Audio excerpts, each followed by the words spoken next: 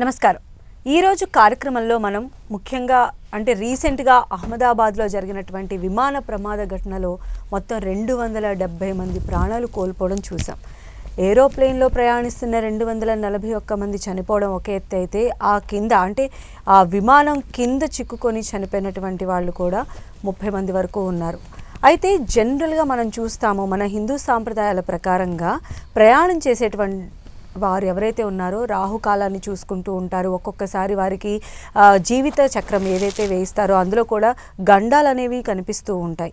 So అలాంటప్పుడు కొంతమంది దాని పరిహారాలు కూడా చేసుకుంటూ ఉంటారు. మరి ఇలాంటి పరిహారాలన్నీ కూడా ఖచ్చితంగా పాటించాల్సినటువంటి అవసరం ఎంతుంది? ప్రయాణ సమయాల్లో ప్రతి ఒక్కరూ తీసుకోవాల్సినటువంటి జాగ్రత్తలు ఏంటి అనేటువంటి అంశాలను వివరించడానికి మనతో పాటు ఉన్నారు ప్రముఖ జ్యోతిష్య పండితులు జేఎస్ శాస్త్రి గారు. మరి వారితో మాట్లాడదాం, మరిన్ని వివరాలు తెలుసుకుందాం. నమస్కారం అండి. నిజంగా అహ్మదాబాద్లో జరిగినటువంటి విమాన ప్రమాదం ప్రతి ఒక్కరిని కూడా కలిచివేస్తోంది. ఎందుకంటే ఒక్కొక్క కుటుంబానికి ఒక్కొక్క గాథ, పైగా ఇంత పెద్ద మొత్తంలో చనిపోయినటువంటి దాఖలాలు కూడా మన గతంలో లేవు విమాన ప్రమాదాల్లో. సో సార్, జ్యోతిష్య శాస్త్ర ప్రకారంగా మనం ఇంటి నుంచి ఏదైనా ఒక ప్రయాణం అనుకొని బయటికి వెళ్ళేటప్పుడు మనంగా చేసుకోవాల్సినటువంటి చిన్న చిన్న మంత్రాలు కానీ దైవారాధన కానీ ఏమన్నా ఉంటాయా అండి? శ్రీ గురుభ్యో నమః. శ్రీ మహాగణాధిపతయ నమః. శ్రీ మహాసరస్వత్యై నమః. హరి ఓం శ్రీమాత్రే నమః. ముందుగా చాలా బాధాకరమైన విషయం ఏంటంటే, జరిగినటువంటి సంఘటన ఏదైతే ఉందో అటువంటి సంఘటన జరగకూడదు. ఎవరికి అటువంటి పరిస్థితి రాకుండా ఉండాలని ప్రయత్నం చేయాలా.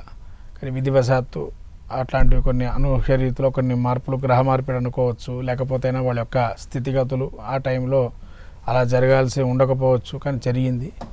మరి దానికి మనం ఏ విధంగా జ్యోతిష్య శాస్త్రపరంగా కానీ ధర్మశాస్త్రపరంగా కానీ ఏ విధంగా తీసుకోవచ్చు అనే దాని గురించి ప్రత్యేకంగా ఒక మాటగా చెప్పుకుందాం. ముఖ్యంగా ఏంటంటేనమ్మా, సంఘటన జరిగిన తర్వాత మనం మాట్లాడుకునే దానికన్నా సంఘటన ముందర ఏ విధంగా ఉండేది అని ప్రధానంగా చెప్పుకోవాలి. ఎందుకంటే సంఘటనకు పూర్వం ఇది మనకు డిసెంబర్ నుంచి కూడా ప్రపంచవ్యాప్తంగా తీసుకోవాలి. ముందని ఆస్ట్రాలజీ మనకు ఏదైతే చెబుతుందో దేశ గోచారాల గురించి, ఒక దేశాన్ని గురించి ఒక్కొక్క దేశం ఒక్కో విధానంగా చెప్పచ్చు. ప్రమాదాలు జరగడానికి కానీ, ఇప్పుడు ఎట్లయితే మనకు రాడార్ సిస్టమ్స్తో ఎట్లయితే భూకంపాలు కనుగొడుతున్నారో, అదే జ్యోతిష్ శాస్త్ర ప్రకారంగా కొన్ని మనకు విషయాలు సూచకంగా తెలుస్తూ ఉంటాయి. ఈ సూచన తెలిసినప్పుడు ఏం చేయాలంటే వాటిని మనము జాగ్రత్త పడతాం. కానీ ఏంటంటే ఇక్కడ ఉన్న విషయం ఏంటంటే, ఈ జ్యోతిష్య శాస్త్రానికి సంబంధించిన సూచికగా ఏదైతే చెప్పబడుతుందో అది అందరూ కొంతమంది పాటిస్తున్నారు, కొంతమంది పాటించలేని పక్షంలో ఇవాళ ఉన్నారు. ఎందుకంటే సైన్స్ పెరిగింది దానికి తరగా. ఒకప్పుడు శాస్త్రం సమ్మతంగా అందరికీ ఆ యొక్క హిందూ సాంప్రదాయంగా ప్రధానంగా అన్నీ చూసుకునేటువంటి వారు. అయితే ఇక్కడ మనకి ప్రమాదం జరగడానికి ప్రధాన కారణం కూడా గ్రహ స్థితి కూడా చూసుకోవాలి. ఎందుకంటే ఇది మధ్యాహ్నం వేళ జరిగింది ఆ రోజున. అయితే మధ్యాహ్నం వేళ జరిగింది ఒక ఎత్తు అయితే, మనకు డిసెంబర్లోనే నేను వేరే ఒక ఛానల్లో విషయం చెప్పాను, వైమానిక ప్రమాదాలు జరిగే అవకాశాలు ఉంటాయని. ఉగాది ఫలితాల్లో కూడా వైమానిక ప్రమాదాలు జరుగుతాయని అవకాశం ఉంటాయని చెప్పాను. ఎలా చెప్పగలుగుతారండి మీరు ఈ విషయాన్ని అంటే, పూర్వం నేను చదువుకునే సమయంలో మా గురువుగారు చెప్పిన విధానం ఏదైతే ఉందో, శని రాహుల యొక్క కలయిక ఏదైతే ఉంటుందోనన్నా చాలా దగ్గరగా డిగ్రీలలో ఉంటే వాళ్ళు ఖచ్చితంగా శకటం అది సముద్ర జలాల్లో నుంచి కానీ విమానయాన ప్రమాదాలు జరిగే అవకాశాలు ఎక్కువగా ఉంటాయని చెప్పి మనకు చెప్పబడింది. ఎలా చెప్పబడింది అని అక్కడ కూడా దీనికి ఇప్పటికీ ఏదన్నా మనం శాస్త్రంలో విద్యను నేర్చుకునేటప్పుడు కొన్ని విషయాలు మనకు చెప్తారు. గ్రహ కలయికలను బట్టి అది గ్రహ సంహితల్లో తెలుస్తుంది. గ్రహ సంహితల్లో మీకు ఎలా ఉంటాయంటే, ఒక 2 గ్రహాలు, 3 గ్రహాలు, 4 గ్రహాలు వాటి యొక్క సంయుక్తంగా ఉంటే దాని ఫలితాలు ఏ విధంగా ఉంటాయని చెప్తారు. ఆ గ్రహ సంహితలు తీసుకున్నట్లయితే దానిలో మనకు శని రాహువులు దాదాపుగా 30 డిగ్రీల లోపలగా ఉన్నారు ఒక ఎత్తు. తర్వాత ఇంకో విషయం ఏంటంటే, పరస్పరమైనటువంటి కుజ కేతు పరస్పర కుజరాహుల కలయిక ఉంది. కుజుడు మళ్ళీ శనిని అష్టమ దృష్టితో చూడటం, సప్తమ దృష్టితో రాహు చూడటం. ఇది ట్రెడిషనల్ ఆస్పెక్ట్స్లో మనం చూస్తున్నాము.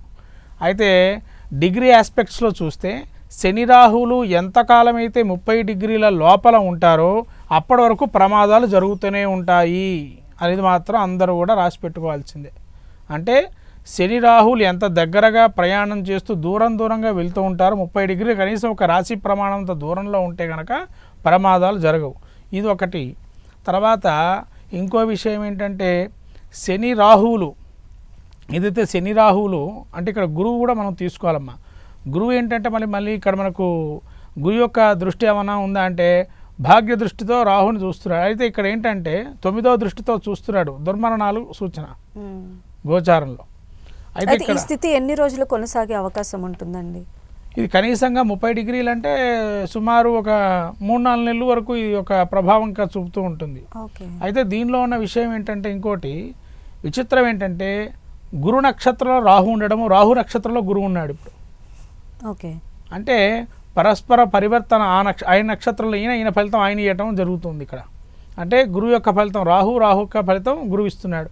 ఇది ఒక తరహా ఆయన అంశ ప్రకారంగా ఒక ఫలితాన్ని చెప్పబడింది. అంటే మనం శాస్త్రాన్ని పలు రకాలుగా తీసుకోవాలి. అంశం మన ఫలితాంశం చెప్పేటప్పుడు ఇది చాలా జాగ్రత్తగా చెప్పుకోవాలి ఫలితాంశాన్ని. అంటే గ్రహాల యొక్క కలయిక చాలా జాగ్రత్తగా మన ఫలితాంశం చెప్పుకుంటే అది నిజంగా రుజువు అవుతుంది. అయితే ఒకవేళ కాలేదు అని అంటే అది గణితంలో ఎక్కడైనా మనకు కించిత్ ప్రభావం చూపే అవకాశం ఉంటుంది. ఆ గణితంలో ప్రభావం ఉన్నది అని అంటే ఖచ్చితంగా రోజుల తేడాలోనే ఉంటుంది ఆ పరిణామం చెందడానికి కూడా. అంటే ఒక రోజు అటో ఇటో ఖచ్చితంగా జరగడానికి అవకాశాలు 100% ఉంటాయని అర్థం. ఇప్పుడు ఇది జూన్లో జరిగింది కాబట్టి గురువు గారు దీని ప్రభావం అంటే నెక్స్ట్ ఏ నెల వరకు కూడా కొంచెం జాగ్రత్తగా ఉంటే బెస్ట్. మనకు గురువు పునర్సు నక్షత్రంలో ప్రవేశించేదాకా ప్రభావం చూపుతూనే ఉంటుంది. గురువు పునర్సు నక్షత్రం ప్రవేశించేదాకా, రాహు శతభిష నక్షత్రంలో ప్రవేశించేదాకా ఇక్కడ అంటే నెల లెక్క దాదాపు గురువు ప్రవేశించాలంటే పునర్సు నక్షత్రంలోకి అక్టోబర్ దాకా, అక్టోబర్ తర్వాత అక్టోబర్ వరకు ఉంటుంది. మ్యాక్సిమం ఆగస్టు చివరిలో కానీ లేదా సెప్టెంబర్లో కానీ ప్రవేశిస్తాడు పునర్సు నక్షత్రానికి గురువు. ఇక్కడ రాహు కూడా శతభిష నక్షత్రం ప్రవేశించాలి, కానీ రాహు ప్రవేశించాడు, ఇంకా కొద్దిగా టైం పడుతుంది ఆయనకి. ఎందుకంటే ఆయన గురువు వీరికి వారికి ఉన్న తేడా పెద్దగా లేదు. అంటే మన ఉగాదికి మారినప్పుడు కూడా మనకు కాబట్టి తేడా దగ్గరగా మనకు 9 చూస్తే కూడా 9 రోజులు 8 రోజుల తేడాలోనే ప్రవేశించారు. అటు ఇటుగా వీళ్ళ మార్పులు జరిగినాయి. కాబట్టి ఖచ్చితంగా ఈ ప్రభావం ఒక 3-4 నెలల వరకు ఉంటుంది. కాబట్టి ఏదైనా కూడా జల ప్రళయాలు కానీ వైమానిక ప్రమాదాలు కానీ జరిగే అవకాశం ఎక్కువగా ఉంటాయి. కాబట్టి వాటితో జాగ్రత్త ఉండడం మంచిది. ఎప్పటికప్పుడు దానికి సంబంధించినటువంటి వ్యవహారాలు చూసేటువంటి వారు ఎప్పటికప్పుడు జాగ్రత్తలు పాటిస్తే వారికి కూడా మంచిది. మీరు చెప్పారు ఇది ఓవరాల్ గా మీరు చెప్పారు సిచ్యువేషన్ ఇలా ఉంటుంది అని. బట్ ఇండివిజువల్ జాతకానికి వచ్చినటువంటి వాళ్ళు అంటే వీటి ప్రభావానికి వాళ్ళ మీద ఎలా ఇంపాక్ట్ అయ్యేటువంటి అవకాశం ఉంటుంది? పడుతుందమ్మా, ఖచ్చితంగా పడుతుంది. ఇది దేశగోచారంలో మనం తీసుకున్నాము. వ్యక్తిగతంలో కూడా ఇది ఎలా పడుతుంది అంటే గనక వారికి మహర్దశానాథుడు అంతర్దశానాథుడు కూడా అపమృత్యు గ్రహాలు మారకా గ్రహాలు ఉంటాయి. ద్వితీయ మారకా స్థానాధిపత్యాలు 2 ఉంటాయమ్మా. ప్రతి ఒక్కరికి లగ్నానికి 2వ స్థానం 7వ స్థానం తీస్తే మారక స్థానాలు అంటారు. ఈ మారక స్థానాధిపతులు ఉన్నప్పుడు కూడా ఇట్లాంటి అవయోగాలనే ఉంటాయి. అంటే అపమృత్యు దోషాలు కానీ ఉన్నట్టుండి కింద పట్టం కానీ, అనారోగ్యం రావటం కానీ, బారిన పట్టం కానీ, ఏదో విధానమైనటువంటి ఇబ్బందులు అనేది కలుగుతాయి శరీరానికి సంబంధించి. ద్వితీయ సప్తమ స్థానాధిపత్యం మారక స్థానాలు అంటారు. ఇది కాకుండా అష్టమాధిపతి కానీ, మళ్ళీ అష్టమాధిపతి ఆయనకి లగ్నానికి అష్టమాధిపతి కానీ, అలా వాటి యొక్క అంతర్దశానాథులు మహర్దశానాథులు జరిగేటప్పుడు కానీ, లేకపోతే మళ్ళీ ప్రాణదశ జరుగుతున్నప్పుడు కానీ, ప్రాణదశ అంటే 3వ దశ, మహర్దశ అంతర్దశ సూక్ష్మదశ ప్రాణదశ 4వది ఉంటుంది. దానిలో కానీ మళ్ళీ మనము షష్ఠ్యాంశ చక్రాన్ని తీసుకుంటే అక్కడేమన్నా వీళ్ళు దుర్మరణానికి పాలు కూడా అక్కడ కూడా కనబడుతుంది. దుర్మరణానికి ఏమన్నా అవగాహన మనకు ఉన్నాయా లేవా అనేది అక్కడ కూడా కనబడుతుంది. మరి యోగం ఎలా వస్తుందంటే శని రాహుల ప్రమాదం వల్లనే అపమృత్యు దోషాలు ఉంటాయి. అంటే రాహు అమృత్యుకారకుడు, రాహు అపమృత్యుకారకుడు కాబట్టి శని రాహుల యొక్క కలయిక ఉన్నంత సమయం అపమృత్యు అంటే అనుకోకుండా అనేక మృత్యు దోషాలు వచ్చే అవకాశం ఉంటుంది అనేది నిస్సందేహంగా చెప్పచ్చు. అయితే ఇలాంటి అపమృత్యు దోషాలు ఉన్నటువంటి జాతకులు ఎలాంటి పరిహార మార్గాలు పాటించాలంటారు? వీళ్ళకి మృత్యుంజయ జపం ఒకటి చేసుకోవచ్చు, హోమం. ఇది అందరికీ తెలిసినటువంటిదే. మృత్యుంజయ హోమం అంటే అనేక మంది కూడా అనారోగ్యం బాగాలేకపోతే చేసుకుంటూ ఉంటారు. ఇది కాకుండా మృత సంజీవని విద్యలో సంబంధించిన మంత్రం ఉంటుంది, ఆ మంత్ర ప్రయోగంతో చేయొచ్చు. అమృత మృత్యుంజయ పాశుపతాలు ఉంటాయి, అలా మహామృత్యుంజయము అమృత మృత్యుంజయ పాశుపతాలతో కూడా చేసుకోవచ్చు. తర్వాత నవగ్రహ పాశుపతం అని ఒకటి ఉంటుంది.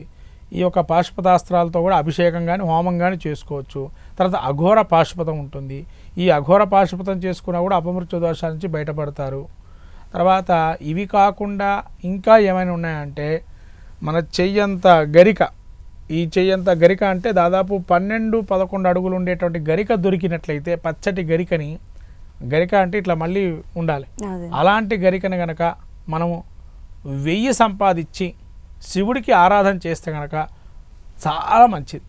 ఓకే, ఇది నీకు ఎక్కడ ఈ క్షేత్ర మహత్యంలో ఎక్కడ ఉందంటే ఇది కేదార్నాథ్ గుప్తకాశీలో చాలా మహత్యంగా చెప్పబడింది. అక్కడ కనుక దీన్ని అర్చన చేస్తే అపమృత్యు దోషాలు పోతాయని. కేదార్నాథ్ గుప్తకాశీలు ఉన్నాయి 2 క్షేత్రాలు అక్కడ. అలాంటి క్షేత్రాల్లో ఈ గరికతో అర్చన చేస్తే శివుడికి అపమృత్యు దోషాలు తొలగిపోతాయి.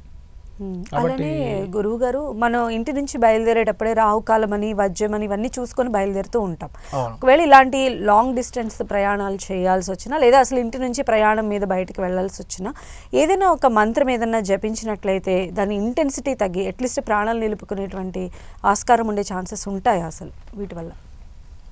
ఒక నమ్మకం మీద ఆధారం. ఫస్ట్ దేవుణ్ణి నమ్మకంగా నమ్మాలి. నమ్మకంగా నమ్మితే ఖచ్చితంగా మీరు అన్నట్టుగా ఏ మంత్రమైనా ఒక బాణంలాగా శక్తిలాగా పనిచేస్తుంది.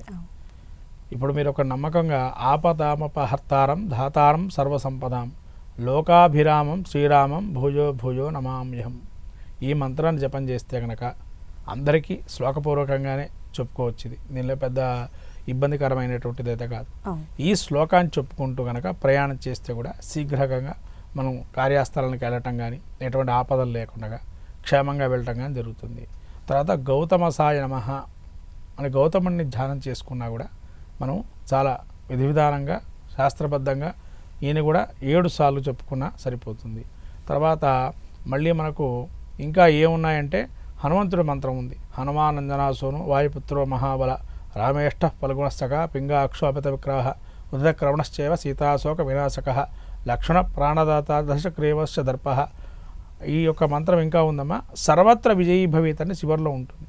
అంటే ఈ మంత్రం చదువుకున్నా కూడా ఏ కార్యాన్ని తలంచి నువ్వు వెళ్ళి బయటకు వెళ్తావో, కార్యం కానీ ఎక్కడికైనా వెళ్తున్నా కానీ సర్వత్ర విజయీ భవేత్, ఎక్కడికి వెళ్ళినా విజయం నాకు హనుమాన్, నీ యొక్క అండ ఉన్నంతసేపు ఎటువంటి ఆపదలు నాకు రావు అని హనుమంతుని కూడా ధ్యానం చేసుకొని వెళ్ళచ్చు. ఇది కాకుండా కూడా మృత్యుంజయ మంత్రం వచ్చినా కూడా మృత్యుంజయ మంత్రం చేసుకోవచ్చు. తర్వాత ఒకవేళ అత్యవసర పరిస్థితుల్లో మీరు వెళ్ళాల్సి వచ్చింది బయటికి, మరి అటువంటి సమయంలో క్షేమకరియే నమః అమ్మవారి ధ్యానం చేయొచ్చు. ఓం శ్రీ రామదూత్యే నమః, కొన్ని మీరు వాహనాల్లో చూస్తుంటారు రామదూత్యే నమః, రామదూతాయ నమః అని, లేదా క్షేమకరియే నమః, శ్రీమాత్రే నమః అని రాస్తూ ఉంటారు. అంటే అవన్నీ కూడా ఒక రకంగా చెప్పవచ్చు. ఇంకొంతమంది చిత్రపటాలు కూడా కొన్ని వేస్తుంటారు క్షేమంగా రావాలని. అమ్మవారి కళ్ళు, త్రిశూలము, నెమలి అవి కూడా ఏంటంటే వాహన ప్రమాదాలు రాకుండా ఉండటానికి. తర్వాత మీరు అన్నట్టుగా ఇవన్నీ ఒక ఎత్తు అయితే, అనుకోని కారణాలు మనం ప్రయాణం చేయాల్సి వచ్చింది, ఖచ్చితంగా వెళ్ళాలి. ఈ తారాబలము, రాహుకాలము, అపమృత్యు గండాలు ఇవన్నీ మనం చూసే పరిస్థితి లేదు. ఎందుకంటే ఖచ్చితంగా ఆ సమయానికే ఉంటుంది, మనం వెళ్ళాల్సి వస్తుంది. అప్పుడు మనం ఏం చేయలేం కాబట్టి యవాన్నాన్ని భోజనం చేయాలి. ఎవలు దొరుకుతాయి, ఎవల్ని మనం బాగా ఉడకబెట్టేసేసి పాయసంలాగా చేసుకొని తినచ్చు. అలా చేసుకోవటం వల్ల కూడా అపమృత్యు దోషాలు తొలగిపోతాయి. అంటే మనం వెళ్ళేటప్పుడు ప్రయాణం చేసేటువంటి దోషాలు ఏమైనా ఉన్నా కూడా ఆ దోషాలు తొలగిపోవటానికి. కొంతమంది నెలసరితో వెళ్తారు, ప్రయాణాలు చేస్తుంటారు. మన నెలసరి ఉంది, అక్కడికి వెళ్ళిన తర్వాత పూర్తిగా బయటకు వస్తారు. అటువంటి వారు కూడా ఈ యవాన్నాన్ని భుజిస్తే దోషం ఉండదు. యాత్రా సమయాలకు వెళ్తుంటారు. ఇప్పుడు 4వ రోజు అవుతుంది, అనుకోకుండా అదే రోజు మనం 5వ రోజు కానీ మనం వెళ్ళకూడదు యాత్రలకి. అటువంటిప్పుడు యవాన్నాన్ని భుజించవచ్చు, భుజిస్తే ఆ దోషం ఉండదు ప్రయాణ సమయాల్లో. కాబట్టి ఈ రకాలు అన్నీ కూడా ఏవైతే మంత్రాలు కానీ, ఈ భుజించడం, ఇది చెప్పినటువంటి అన్నాన్ని భుజించడం కానీ, ఇవన్నీ కొంతవరకు అపమృత్యు దోషాలు తొలగిపోవడానికి అవకాశం ఉంటుంది. ఇవి కాకుండా ఇంకా ఏమైనా అనుకుంటే కనుక ఏదన్నా ద్రవ్య రూపంలో ఇవ్వటం కానీ, లేదా నల్లటి గొంగళి ఇవ్వటం కానీ, అటువంటి అపమృత్యు దోషాలు గ్రహాల్లో మనకి ఏమైనా అవయోగాలు ఉంటే గొంగలి కానీ, మేకు కానీ, ఉప్పు కానీ దానంగా ఇవ్వాలి. ఇటువంటి వచ్చితే అపమృత్యు దోషాలు, మృత్యు దోషాలు, బెల్లము ఇవన్నీ కూడా తొలగిపోతాయి. ఓకే, అయితే ఇప్పుడు మీరు చాలా రకాల మంత్రాలు తెలియజేశారు కదా గురువుగారు. అలా కాకుండా ఒకే మంత్రం ఏమన్నా ఉంటుందా పఠనానికి? బట్ ఒక్కొక్కళ్ళు ఒక్కొక్క దేవుణ్ణి ఆరాధన చేస్తారు కాబట్టి వాళ్ళు ఇవన్నీ కూడా పట్టించచ్చమ్మా. ఒకటి శివుడికి సంబంధించింది, ఒకటి హనుమంతుడికి సంబంధించింది, ఒకటి రాముల వారికి సంబంధించింది, ఒకటి మళ్ళీ అమ్మవారికి సంబంధించింది, ఒకటని లేదు. ఇవన్నీ అంటే ఎవరు నమ్మకాలు, ఒకళ్ళు ఆంజనేయ స్వామిని పూజ చేస్తారు, ఒకరు రాముల వారిని పూజ చేస్తారు, శివుడినే పూజ చేస్తారు. వాడి యొక్క అభిమతంగా ఒక్కొక్క మంత్రం తీసుకోవచ్చు, ఒకటే మంత్రం చేయొచ్చు. ఒకటే ఇప్పుడు అన్ని రకాల మంత్రాలు చెప్పినా కూడా ఏదో ఒక మంత్రం చేసుకోవచ్చు, అన్ని మంత్రాలు చేయాలని ఏం లేదు. సో ధన్యవాదాలండి శాస్త్రి గారు. ఈరోజు అపమృత్యు దోషాలకి సంబంధించి ఎలాంటి పరిహారం చేసుకోవాలి, ఎలాంటి మంత్ర జపం చేసుకొని ఇంటి నుంచి బయటికి వెళ్ళాలి ప్రతి ఒక్కరూ అనే వివరాలు తెలియజేశారు. ధన్యవాదాలు మీకు. నమస్కారం. ఇది వాటి ప్రత్యేక కార్యక్రమం. నమస్తే.